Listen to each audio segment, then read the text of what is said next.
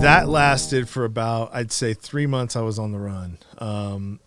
In this process, I was starting to figure out how to use credit card numbers and make IDs and checks. And I was selling to this one girl who worked at a tour agency and was getting me stacks of information, like papers that had customers' information, their name, their address, their credit card number, their CCV, their date of birth, and everything except for their social security number. But that wasn't hard to find once I had all this other information. You know, I can just do a background check on you and cross-reference some things, and, you know, I was able to find their social security numbers.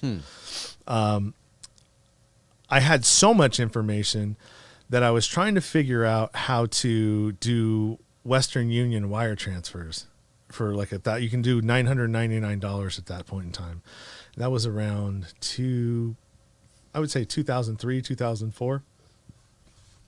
Figured it out, burned a bunch of information, decided to go on the road, and I rented a car, was able to do identity theft and get a person's, I stole someone's identity, got a credit card issued in my name or in their name to me, got around all of the different stuff that they ask you. You know how they do when you apply. Sometimes you have to give them information. They'll ask you questions about their family members or this or that, which is all information that you can find in a background check. Because that's what they use, the credit card companies, to find the questions to answer anyway, to ask anyways. So I was able to get that. I rented a Durango. I put the whole operation in the back of the Durango. My girlfriend was driving at the time, and I had 6 different cell phones that I was using, and I was switching the prefixes of the phone numbers to the prefixes of the people that I was using their credit card. So what Western Union was doing is, so when I would online, I would do all this stuff to do a wire transfer. I give them that phone number so they could contact me, and I would act as if it was like my work. As we were on the road, they would call to verify that I did this, and my girlfriend would answer and say, "Oh, this is so-and-so business. How can I help you?" And they'd say, "Can I speak to so-and-so?" "Yeah, hold on 1 second." They'd give the phone to me, or if it was a woman who I was using, I would answer as the business and hand her the phone as she was driving and say, "Yes, I approve this, and there's $999 waiting for me." I would print out the ID that I needed for whoever it was that I was having the money sent to in the car. And I did this all the way from from Vegas to Amarillo, Texas. And I planned out all the Western Union stops on the way. Got to Amarillo, ran out of meth, and couldn't find any more, and crashed for 3 days. Even went to the strip clubs and with my chick, couldn't find any more. Wow. And so we were both forced to have to, like, crash for 3 days. Went back, did the same thing at different places on the way back. And so by the time we got there, it was about 40 grand in cash we had. Our roommate at the time, which is the same girl that was with us when we got raided, and she was the one that was sleeping with my girlfriend in the bed. Not sleeping with her, but, well, you know, they were doing that too. But she kept calling, and this chick never really cared about anything that we were doing, right? But all of a sudden, she kept calling, wanting to know when we were going to be back.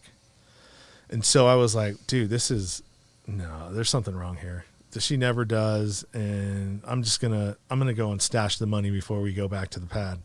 So I stashed the cash, went to the house. We get there.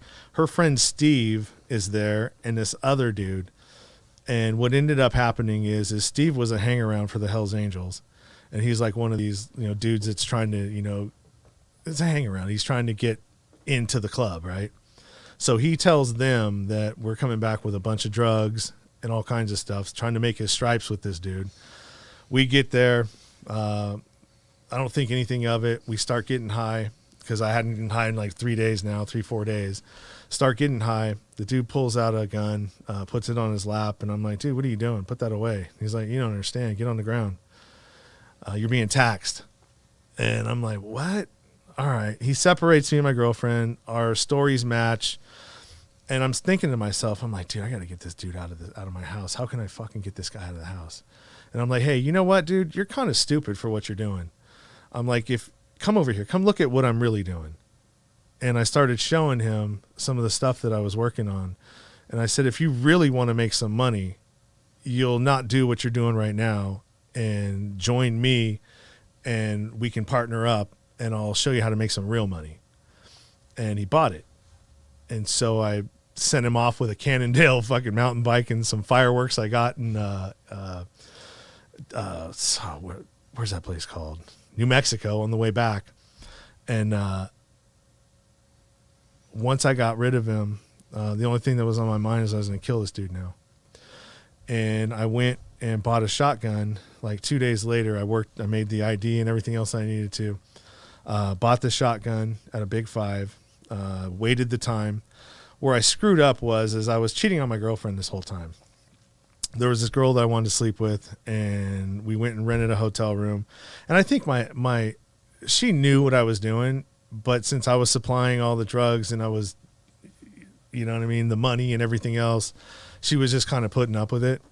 Plus, she was sleeping with the girl, the roommate girl at the time too, and really wasn't sweating it. So she ends up, she pays for, I give her the cash for the hotel room. She puts a hotel room in her name, the girl that I'm trying to sleep with. And that first night, everything was good. The next day I didn't get enough. I want more. And I put it in my name. Well, not my name, but in the identity that I'm using in the credit card. Mm. What I didn't realize is that when you try to rent her weekly, they send your information to Metro to make sure you're not a fugitive, right? Well, the person's identity that I stole was a black dude. So when it went to them, it was my picture, but when it popped up was a black dude. Mm. And so I go and pick up the shotgun and I get the room. They say it's not going to be ready for like 3 hours. I didn't put two and two together to realize that, well, it's 11 o'clock, 12 o'clock. Why isn't a room ready? They said, come back in 3 hours. So I go pick up the gun, have it in a car or in a Durango. And when I get there, they're waiting for me. So divine intervention, I don't know. You tell me. That saved me from a murder.